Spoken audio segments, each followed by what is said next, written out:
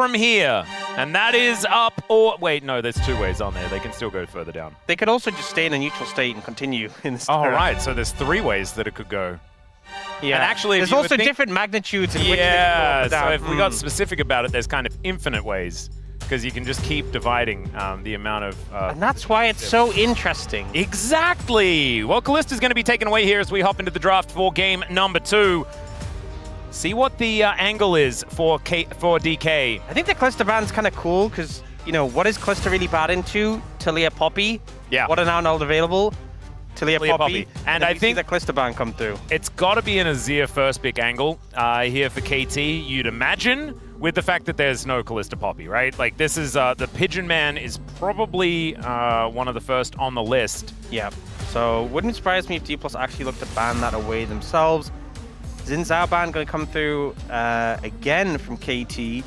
We saw that last time, but it felt like maybe it was a bit more for a response from KT to the Trundle, but they're just banning it outright, denying that away from Lucid. Obviously a pick he's really good on. DPLUS, you know, they banned the Rumble, they banned the Yone, they banned the Trundle. They're going to ban the Yone again, so Trundle, Rumble, and Azir, all big bans, and they only have one ban left on this side. Not sure what they'll look towards. We could see KT look towards the Gwen, maybe here. What they got last time, I think, is a decent ban away from Shiwu.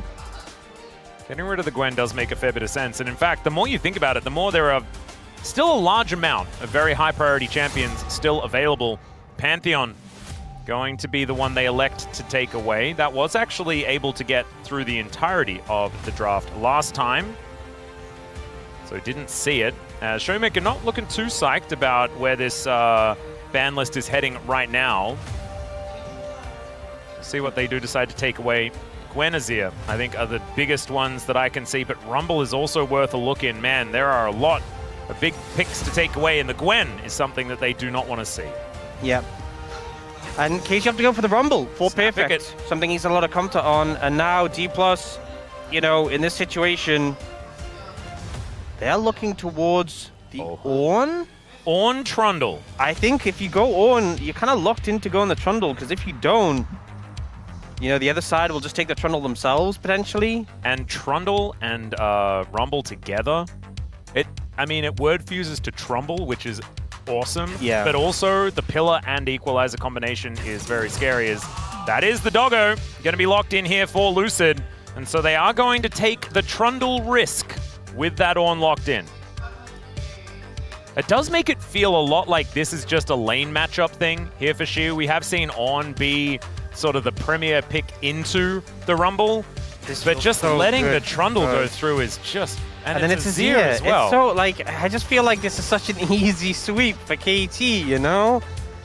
Well, we've said that before. Oh, God, what did I say? What have you done? Oh, First you let a Chemtech Dragon through. No, I'm sorry. You're like coughing and spluttering the whole game. There's no and now you're just getting excited for KT? Guys, the Chemtech Dragon has affected me. You know, the fumes, they're getting to me. It's taken the whole regular season, and finally it's invaded his brain. Yeah. Showmaker here with the Ahri lock-in. I mean, it's still strong, what we can see here from DK, but then you look over the other side and you're like, oh. Something I will say is that... you know, with the Rumble and the Azir, a lot of AP damage on the top side. The Trundle, it can sometimes feel like... I feel like you don't have that strong of skirmishing power in like the mid-jungle in comparison to like Ahri, Neferi. So if Lucid Showmaker really get the ball rolling and shut down Cuz, that's where we can see some momentum. We see the Senna banned out from KT, that blue side Senna second rotation ban. We see that so often. Yep. Xayah going to be banned away by DPLUS. So wanting to target some of those safer 80 carry picks. Ezreal's already taken away. Xayah, Braum taken out. So definitely hammer away at the defensive options. I feel like, though, for KT, Jhin fits really well with the composition they have right now. And, you know, normally Jhin into an Ornn, you're like, oh, but you have a Trundle and an Azir and a Rumble. Yeah. So I don't think you really care. Yeah, you're pretty good for damage at this point. And so Doctorm, I mean, he could play the Varus as well. I mean, there are plenty of picks that are still up and available that he can sort of stand safely on. The Lucian going to be taken away from aiming. Yeah, I think the Lucian ban to me is weird because, if I'm being honest, like, would they have banned Braum if they were planning to pick Lucian? That feels a little strange to me, but I don't know. Yeah. overthinking it. But they do end up picking the Jhin themselves for aiming. Not a pick he's played as much. You know, I feel like when I think of those immobile 80 carries, I think of MF when I think of aiming. Yeah. But it looks like we might just get Jhin into Varus with Dr. leaning towards that one. He's only played one game of Jhin this whole season. Yep, hasn't really been one he's lent towards. He hasn't died on it, though, and he's 100% win rate. Well, My kind of sample size, baby. As there's that Varus that we were talking about, still going to be one of those more safe, high-range champions that can just stand back, and Peter is heading towards Leona with now Beryl to answer. It's a lot of engage if this Rel does get locked in, gives them a lot of mid-game power once more with this composition, but I just feel like KT have every answer, and this draft, once again, looking great. You know, last time around we said that, though, it's best champions, right? He just recently got a pentakill on this pick, and so the man piloting the doggo is going to be looking pretty dangerous, whilst also looking hilarious at the same time. Let's get onto the Rift for game number 2, possibly the last of this tiebreaker. 소환사의 협곡에 오신 것을 환영합니다.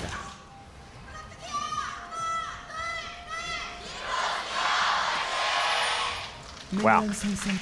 The KT fans have definitely got the volume. They've certainly got that. Whether they've got a team in the Legend group is the last remaining question here, as we look to see whether they can keep their hopes alive. Now on the blue side with an incredible draft. BDD on his Azir, perfect on his best champion this season in the Rumble. Cuz on the Trundle into a Mega Tank there towards the top side of the map.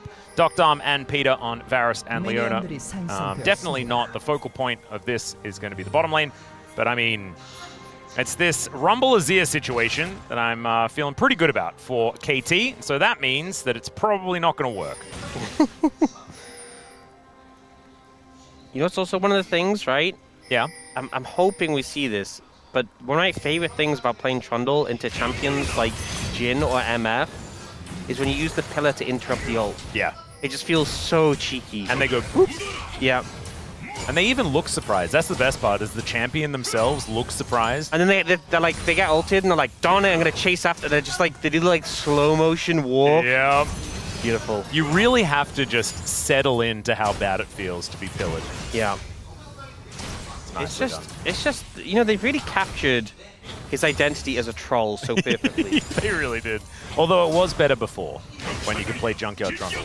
It was. He just looked so trolly. Speedy harassing well in this lane thus far. You know, it's 0-4.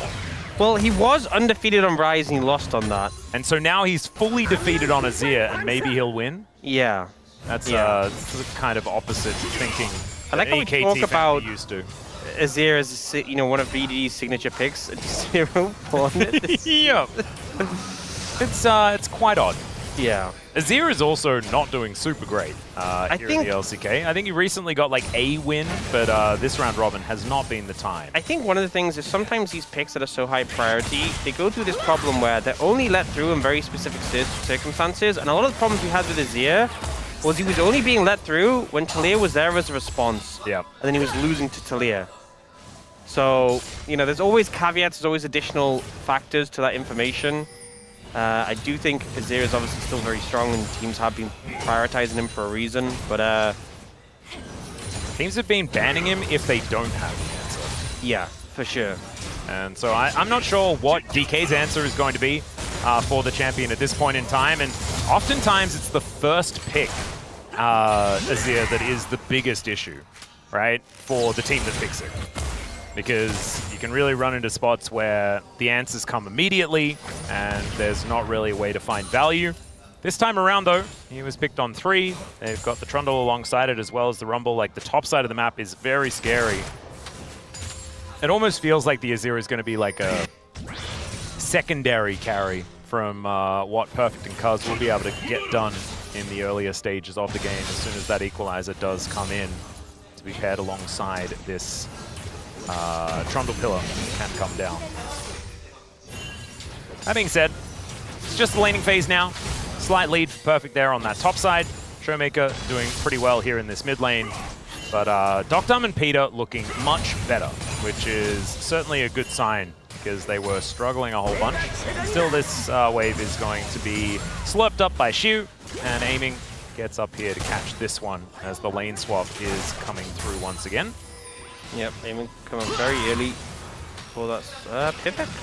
Oh, if that harpoon had hit, maybe could have chunked him out a bit. We'll see a bit of a deficit between both top and bot for DPLUS. This is the outcome of that swap. Neither of them had prior when they went for that, but I think both lanes were suffering a little bit, which is the reason they wanted to try and get away from them.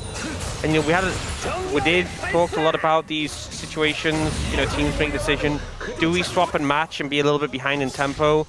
Do we just, you know, even though we had the favorable matchups, we end up staying in scenarios where we're like 2v1. Like, obviously we prefer the Rumble to be into the Ornn and the Varus into the Jhin, but I think we kind of said that like the better situation is just to not match and then just take the early dragon, you know? And I think particularly with a champion like Trundle with such good single target damage, I think that's the play. Yep, Dragon's certainly going to be a good option here as already he has moved over. Showmaker just barely not finding the charm, and Beryl just going to join him. Say, oh no, don't worry Showmaker, I can miss as well. And he does so. That's camaraderie right there, ladies and gentlemen. That's what you've got to do sometimes. Make sure that you keep the mental of your teammates intact. Yep. And Beryl has sacrificed his own for that many Team times. player. Exactly. And that's why he's the best. He's okay, perfect. Now might be under a little bit of pressure here towards the top side of the map, but it looks like Beryl and Aiming just going to back away. Yep, this is the point though where really I think KT can be confident. They see Beryl top. They know that they have a numbers advantage on the boss side of the map. Even they have BD with a level advantage over Showmaker. Both of the mid laners did just reset though. Yeah. Wandering over towards Lucid here. Shu could be in a little bit of trouble. He does searingly charge away. As Peter trying to keep himself alive here. That pillar was amazing. As Doctorm trying to stack up this Blighted Quiver and does get a lot of damage down onto the Ornn. He is allowed to live. Does still have his flash up and available. Not end of the world here for DK, but they are still bleeding as the gold moves further and further towards KT. Yeah, they end up swapping, aiming back down towards bot, not willing to give over the dragon. So a lot of back and forth in this situation just to try and negate KT's attempts to pick up that objective.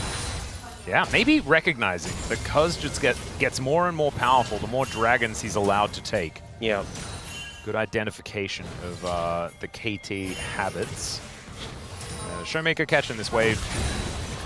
See what he's going to be able to get done. Showmaker actually pretty good marks for game number 1. It's a great sign moving towards the road to MSI for DK fans. Of course, they'll have to run the entire gauntlet. So would KT. No matter what happens here, KT versus DK is going to be happening on Saturday. So he's going to be in better standing in order to get there. Speedy with this wave shoving forward. Right now, DK with 1 game in the pocket. And somewhat relaxed, I guess, given the fact that they will be able to move back towards the blue side for the final game of this series. Oh no, they can never relax, Max. Never. Well, sometimes they look like they do. They do. No, they do relax. Yeah. They shouldn't. Ah, right. You mean shouldn't. Yeah. Because you said can't, and I'm like, well, they can't. We've got tape. Yeah, they are capable of doing so. They shouldn't. I think. Sorry, I should clarify. No. I like the fact that we get to have the discussion, because I imagine those at home have also found similar frustrations. Aiming, speaking of which, is going to get shot down a little bit here by Doctorm, who has gone towards the Comet, so it's going to be a lethality variety of the Varus, the stand back and poke type version. Yep. All right, bit of crash down there from Beryl. Deadly Flourish goes wide. A lot of missing of things that are not really too much of a result, as Drake for Grubs is going to be the trade here. I don't think this is ideal really for KT. Because given the fact that KT had prio in all 3 lanes essentially for a good part of this game, the fact that it's just a trade of these neutrals, I don't think you feel too good about as KT. No. Really, I think they're in position to set up all these. Oh, she was low. This is just a kill. Well, Equalizer is going to come on through here. Shu taking a lot of damage, and he's just forced to stay on it. The entire Equalizer is eaten, and they haven't even picked up turret aggro yet. He does get the knock up as Cuz is looking to try and keep himself alive. He does do so, and Perfect locks down the kill. A better dive than one we saw a few days ago here towards this top side as Shiu goes down. Pretty slick, you know, the equalizer from Perfect, so much value there, so much damage, and then Shiu tries everything he can, but Cuz basically just had to press R and let Perfect do all the work. The fact he got the flash out of Cuz, you know, even that was pretty good from Shiu considering. Yeah.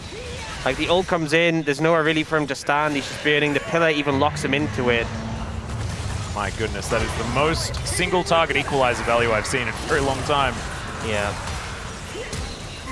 And yeah, you're right, the double flashes needing to be invested is a huge deal. Yeah, I think Perfect's flash was a bit of a mistake. He had the kill already, but you know, happens. Oh, well, and gonna have to cleanse.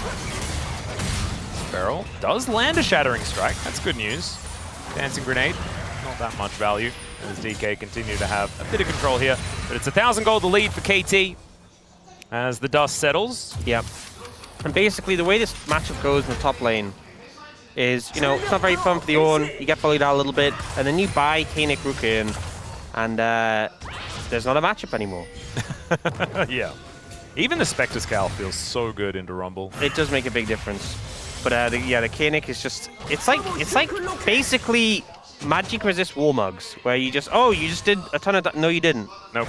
No, you didn't. Well, Perfect is going to try and get some damage down here. Does silence himself to do all of that big auto damage. And he almost has a 600 gold lead just by himself. 1,000 is the lead for the whole team, so it does show that this Rumble is going to be their point of attack here in this early stage. Good to see both Cuz and Perfect playing better, though, in this match. We did talking about how the Scion is a little bit ridiculous at the moment. Losing on it is not going to feel great here for the KT top laner. Good to see him turning it around with a good performance so far on the Rumble.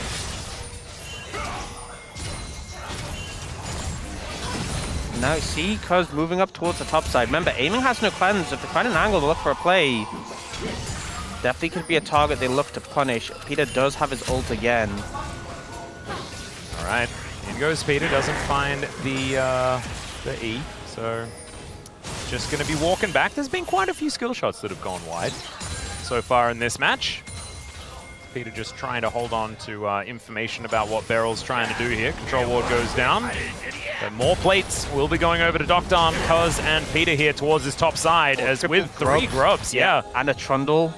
Serious amounts of turret damage. He's got a Sheen completed already. So BDD keeping pressure up in the mid lane while they put all of that pressure on the top side. It's just some good moves from KT. You know, almost a 2,000 gold lead just off the back of that one kill and just getting some farm leads, some plates here and there. Lucid though finding an angle here. They could be in trouble. Yeah, Dr. and Peter possibly overextended, but never mind. Able to turn around just in time to avoid that. And you're right. I mean, when is it safe to talk about KT having a lead without, you know, getting told that we're doing E-word stuff? Yeah. Oh, Shiu low. One thing as well. Oh, equalizer. Shiu gonna have to move towards the harpoons, but not gonna go too far forward here is Perfect. And also deals with the wave with that equalizer at the same time. Good double duty to allow him to have a bit more tempo as he goes back to base. Yeah, Cuz was moving towards bot. One thing is that Shiu obviously, you know, building on the Samar, the right call against Perfect, but Cuz with that Triforce, if he does come down, would absolutely just shred through him. So it doesn't want to hang around. Yep. For that troll to show up. A minute until that dragon, and definitely KT really want to make sure they get presence on that. A lot of big one-item spikes coming through as well, like the Leandries, the Triforce coming through. Even if Shiu does finish his Kanik Rukin, it doesn't feel as good as like a Leandries does on that one-item spike. Certainly doesn't. I mean, even a Rod of Ages for Showmaker doesn't feel great. I mean, it's probably the worst as far as one-item spikes are concerned, right? Like, the Catalyst feels way better than picking up the Rod of Ages. It doesn't have any stacks in it just yet. That's what it's for. It's about getting better over time. So, some of the weaker one-item spikes to come through, whereas there's even Nashor's and Ghostblade to add to your list that we'd already put together. So, DK were able to utilize their initial spikes really, really well in game number 1. We'll see whether KT can do the same thing here in the second game. And it's exactly how the space put it, you know? It's kind of like the shoe that's exactly the same shoe, is just on the other foot. Yep. Yep. OKTDK, never change. Atakan, speaking of the other foot, he's going to be on the other side of the map in this game. So no more Atakaran anymore. See, you know, that conversation had, it was Barakan? Yeah, Barakan. Barakan sounds like Barracuda, which is just one of the coolest names for an animal, and also a great song. Yeah, that's true. But like, Atakaran sounds like Atakan has gone to a grocery store and wants to see the manager. I know, that's why I like it so much. It's also great. Great for different reasons. Yeah. Maybe we have to change the name based on the play around the objectives. I think that's and valid. what leads to the Barakan or the Atakan. Yeah. I think that might be the compromise that we can utilize here. As Lucid looking to clear out some vision, does do so. Not going to find the daggers at the minute. The BDD rotating up. The Azir hitting level 11, getting 2 points into that ultimate. Going to be feeling fantastic here. As we haven't had a single team fight just yet. Just one little gank towards the top lane. And that is all the real action that we've had. It's been a lot of posturing. As Infernal Dragon going to be next, I can almost guarantee that this is going to be a Cloud Soul in this game. It's just the feeling in the waters. Sometimes the waters are more powerful than other times. This one's pretty powerful. TP coming in. All right, we're going to be fighting for this one. That is a deep teleport for Xiu. As Beryl is just going to get locked down before they've even started. The curtains coming in though, and now the Ornhorn's coming on through. Finds the double knock-up, but there's not a lot of follow as it's another Chemtech Orcs. What the heck? Xiu now going to get taken down solo. The equalizer positioning again is gorgeous. Oh, perfect. What a turnaround in this game as Lucid diving forward, utilizing his untargetability very, very well, but he's unable to find any answer to the 2 kills from KT. I mean, KT able to pick up the dragon. Cuz is just able to finish off without even being present in the fight, and they just take down Beryl off the rip. 4 members, not even needing the Trundle to ult him. Great fight for them. They get everything they want. Except a good soul, I guess. Sorry, I probably should have been focusing on the fight. Chemtech's just too powerful today, man. I've lost control. But yeah, Cuz grabs this, and then comes over, and again, Xiu gets in the fight, but they now have the ult available for him. And it felt like a very scrappy one, but the equalizer gets so much value. Xiu having to sit on top of it. He just gets shredded down. They don't really have enough damage to kill Peter as well. Lucy tries to dive in, but has to instantly disengage. Yeah, this hot kennel that they've got going on here with the Trundle Pillar and the Equalizer, it is kind of crazy. Just turns that thing into an oven. Yeah, I feel like it's one of those things where, like, even if you have a well-placed Equalizer, it's rare that people are, like, cooking on it, right? Like, they'll take the initial damage, bit of dot damage, yeah, like the Liandry's is hitting them, but they're not going to stay on it unless, like, they're trapped against terrain. But you make the terrain with the pillar, right? It's like, yep. You know, we saw earlier, like when Xiu was against the wall and he sat the full duration of the equalizer. It's rare that that happens in a team fight, but like, Cuz is just ensuring that people are like locked in. Not to mention, Perfect is finding the angles where he gets to layer it along a wall, and then the pillar is there to lock them in. Yeah. Immediately afterwards. I think this young man on the top side of the map is playing really well, and as I say that, caster curses are indeed real, ladies and gentlemen, as he will get ganked by 4 people and die. I'm sorry, KT fans. I really am. As KT are going to answer it immediately. Showmaker now in a little bit of trouble as he does get cut down, and LOL Park explodes! Yeah, great layering of CC. They're hard to kill on Ari, but everything connected and spaced perfectly to take him out. Lucy trying to defend this. I think with aiming moving down, they should be able to keep it alive, but a lot of damage done. Peter in a bit of trouble. Yeah, Deadly Flourish. Once again, the kennel of safety. Here for Cuz as Lucid dives forward. Beryl Magnus Storm on a 3 is gigantic!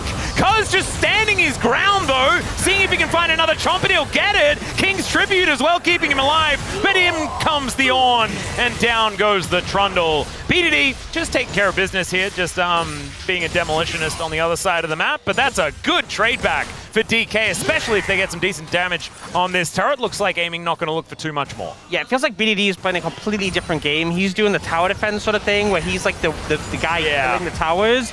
Meanwhile, KT Not good. Not a good angle. And this is kind of the thing. Peter gets caught out, and they could have just let him die, but they're committed to the defense here. The Jin ult gets so much value. The snipe from aiming here to get Peter threads the needle, ends up taking down Dokdam here as well.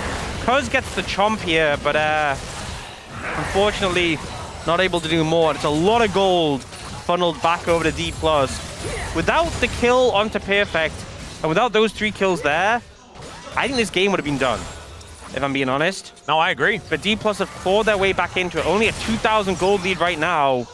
And they're aiming 2-0-2, a big reason why they're still in this game.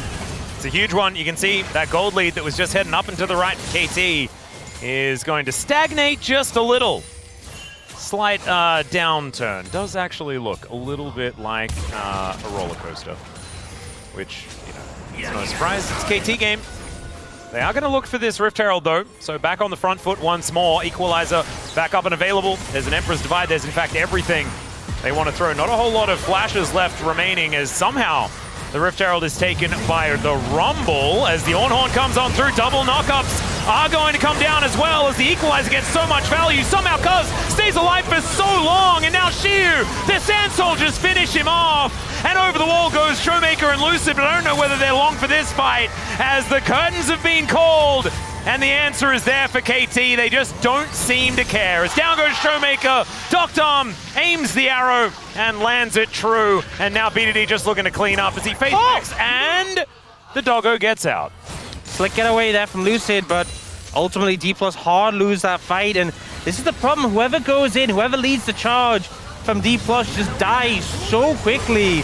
Feral's health bar just eviscerated in this situation.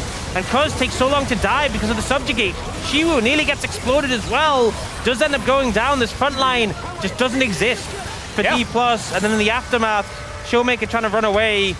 BDD's there to body block. So this time aiming does not get the value. The snipe comes through from Dokdam, and the cleanup was there. And this is the thing, these tanks, this this Rel and this Ornn, they do not feel tanky in this game at all.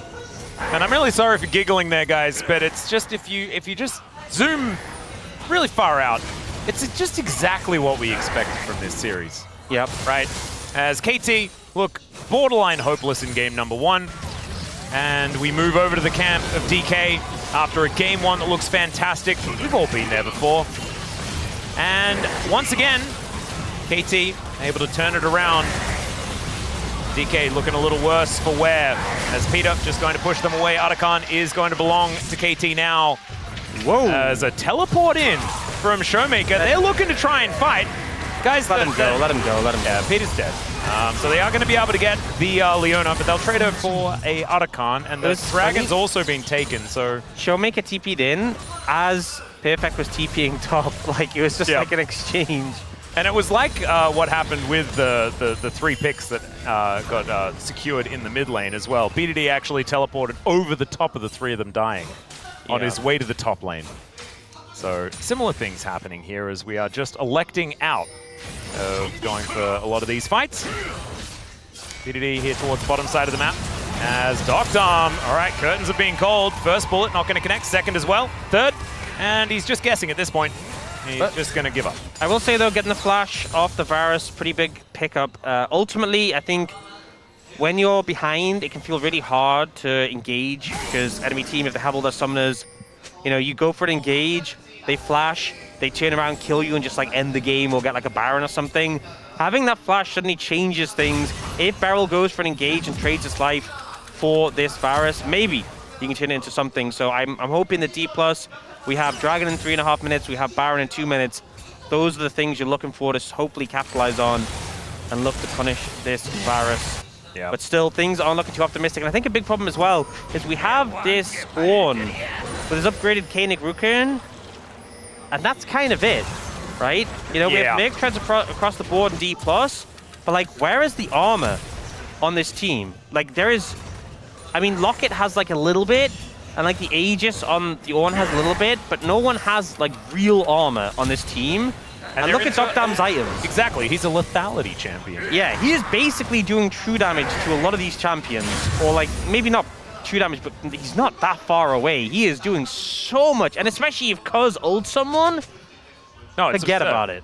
It's ridiculous. Spirit Visage is completed here for Cuz as well. And if they get Chemtech Soul, by the way, they will never kill Cuz. True. Cuz will get so much health, it'll be ballistic. And now Aiming is going to face check. Never mind. Does turn around just in time as Lucid comes on over as well. So keep his AD carry alive. I was a little bit worried there for Aiming, but he does live. He walks very fast as well. As he's got the very sad until Infinity Edge 4th item build. Yeah. But he walks really fast. Like, he runs really, really fast. Just zoom a good amount. Look Now, at the positives here. trying to get some control over this river area, but Beryl... Speaking of running fast, Cuz certainly doing that as he puts down his tainted ground. The thing is, KT are fine, just kind of posturing for a vision, waiting for someone to step up. Beryl? Yeah, Beryl is not going to get hit by the Chains of Corruption, and now it's Peter that might be in a little bit of trouble, but the Deadly Flourish, it goes wide. Minute and a half on the Drake, but the river control seems very important here to both of these teams. And it does. Peter's going to recall, get some more wards, get some health back. Nice block from Cuz, so the recall can get stopped. Yeah, definitely a tense one, because even though I've said like Beryl gets exploded when he goes in, also you can see how quickly Peter's health does drop. Support's not too tanky at this point of the game. Doctor just walks up towards this Baron, just shows the amount of control that KT has, even though they haven't managed to sweep out that particular ward just there. I love this one. See this one on the left of the screen that Cuz just walked by? Like, there's that sneaky one you can see on the mini-map, just a little bit above the mid tower. That hasn't been spotted. So they can see if they walk up towards Baron. There's some sneaky wards that DPLUS have been able to get in that haven't been spotted yet. So despite the fact KT have control, there's some wards behind that actually have a good amount of value. Yeah, that one's actually, that was a big deal. Could have actually been the death of Doctor if they had anyone in the area. As Cuz comes on over, just puts down the kennel. I think it's a kennel. Did we ever figure out what the little house was? I feel like it's a kennel. Maybe an outhouse? Yeah. Ah, okay. Nah, it's a kennel. All right, Beryl looking for an angle here. They find the two-man Magnet Storm as the Emperor's Divide gets BDD out of there as Beryl in a whole host of trouble into the backline goes Showmaker, but he pops like a balloon. Lucid trying to get himself out of there. Beryl is limping, but alive, at least for the minute. They've taken BDD, but can any of them survive as Perfect with his Flame Spitter is looking to burn them down. There's a couple of kills. Aiming. Oh my goodness. Snipe? Even. Okay, there it is, the flash. Gets Aiming to safety. As the Comet did so much damage to Aiming on his way out as the curtains Got a dodge? they've been called, and he does flash just to make sure that he survives. I love how both AD carries would have killed the other if they hadn't flashed, so both forcing that from each other. BDD with a bit of a mistake, I'll be honest, does end up going down for it, but so much has to be committed to end up getting the kill in the end. The KT, and this is kind of actually what I was talking about before, you know, because BDD has flash, yes, they end up catching him out, but it costs them so heavily. KT get the Baron. And Cuz just doesn't know how to take damage. He's watching the rest of his teammates all die. Yeah. And he's like, wait, this thing doesn't hurt, guys. What are you doing? Let's have a look at the replay once again. Emperor's Divide doesn't quite work if BDD on its way. Yeah, BDD just kind of overextended here, ends up going down for it, but it takes so much time, the mobility Vizier, the flash that he has available, and the recourse is massive from KT. A lot is invested, a lot of summoners used by the side of KT, but in the end of the day, they trade up massively in terms of kills, and they do get the Baron. As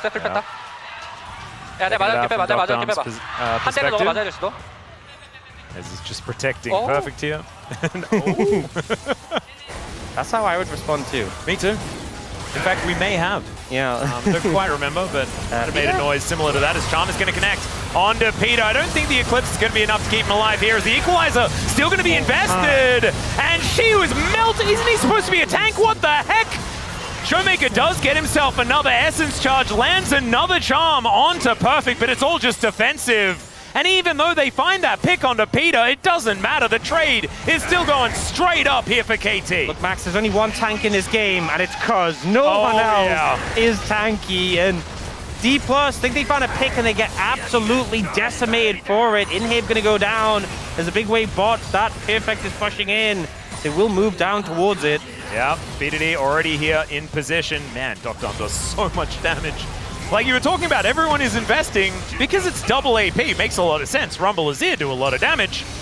But then you just get obliterated by this Varus, who is really doing work as DK watching their structures go down. Not a lot of answers here for the team in game number 2. Yeah, Hit ends up walking up, and obviously he does pay for it, but there's just immediate response. This equalizer comes in, again, it's against the terrain, and they just demolish you so quickly. Every time it's the Kennel equalizer combo, Yeah. and they cannot do anything about it. And just the subjugate plus, Oh yeah. it's so, plus the fact that, you know, BDD has the blood letters for the shred too. Sundered Sky now completed for Cuz as well. When that procs, he's got Spirit Visage at the same time, and he's Trundle. If he kills someone with that, he's going to get his entire health bar back. Yeah. Oh, God. He's got, I mean, the only armor he has is what Unending Despair has, and it's not like a real not armor that item. much, It's yeah. like a, here's a little bit of both, you know? He just gets shredded. He has 132 armor. Yeah. He's less than half the armor he has magic resist. Doctor just massacres him. Well, Showmaker not able to find too many buttons. Does get the return of the Orb of Deception. This is a bit of a zoning equalizer, and it does exactly that. Gets rid of DK. I don't think they're defending this particular inhibitor.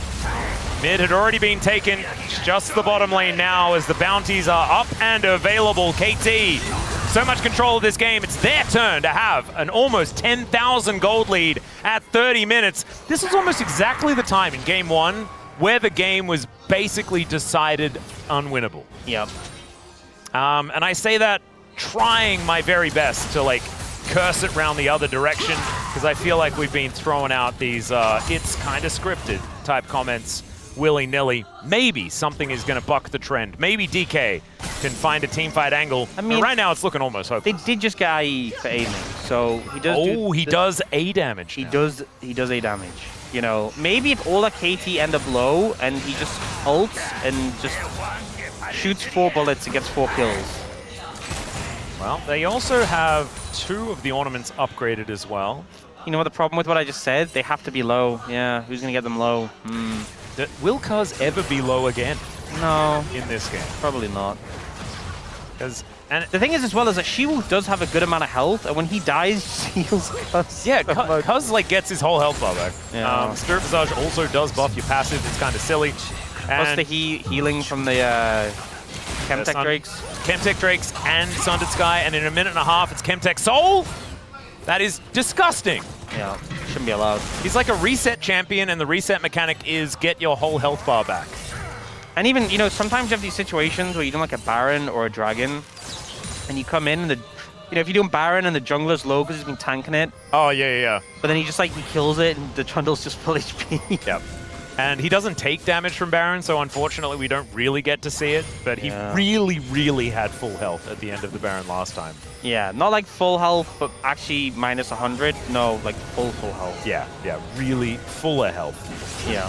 As Peter is going to get charmed. Deadly Flourish is going to connect there as well. They almost got through half of the health bar of the Leona. If she's able to press that button, she's feeling all right as Cuz. Great dodge out of the way of this Ram. One chomp, and all of the health bar comes back again.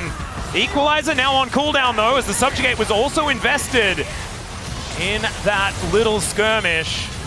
But it's 3 ults on the side of DK. The investments certainly answered. Actually, I think Showmaker uses as well, so it's 4. They only Oh, have there it barrels. It is not looking good. KT gonna push in this bot wave as well. Yeah, this is not going to be long for the world, as even the Harpoon feels like an ultimate's getting lucid there. Does a lot of damage. Just to flip on over. As we can see, KT wanting to fall back towards this dragon. They want a soul. They want to see for science. They want to know how much healing. How incredibly impossible. Speaking of science, Doctor? he wants to know how much damage his arrow can do. Yeah, got it. He thankfully does not fire it, because that would somewhat give away his position, as BDD over here, he's the one tasked with taking down this dragon. Beryl doing his best to clear vision around the Baron, which has now respawned. That was through Celestial Opposition, you know? Yeah. Yeah, often you see teams, when it's Soul, the team who isn't the one doesn't get Soul, they'll like go over towards Baron. They'll be like, hey, you want to go towards Soul? We'll threaten Baron.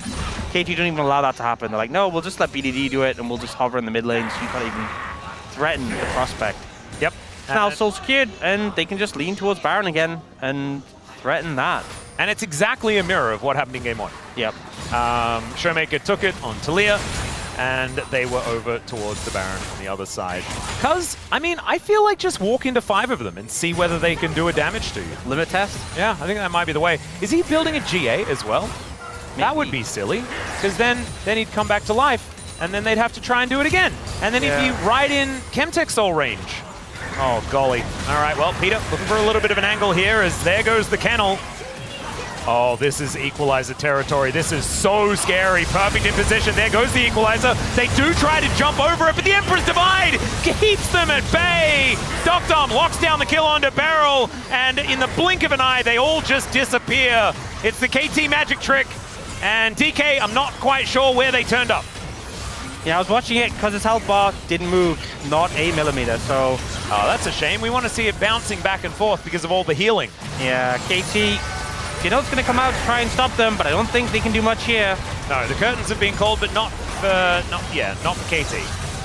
They're looking for this last remaining Nexus turret, and of course, in this tiebreaker, we are going the distance. DK, they get to answer a KT. This is what we were expecting out of KT here today. A little bit of a slow start, but finally we get to see them. They're going to need to do it one more time in the deciding match